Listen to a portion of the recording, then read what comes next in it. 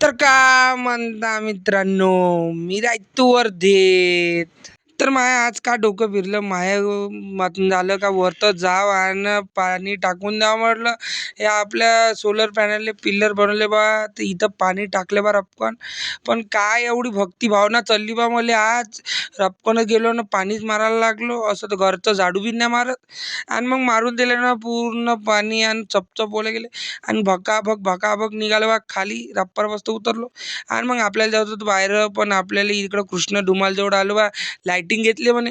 मग आलो ना बा, आपलं काम होतं तर वर्धेत. आणि इकडं थांबलो बा अक्षाची वाट पाहत. आणि दर्शनजी न रपकन निघालो ना बा अक्षय दर्शन बस काम करायला ना. काम झालं बा आपलं. आणि रपकन आलो बा शाळेत, कारण की पोरांची घ्यायची होती प्रॅक्टिस. इकडं शाळा सुटली, प्रॅक्टिस घेतली आणि इकडं प्रॅक्टिस खतम झाली.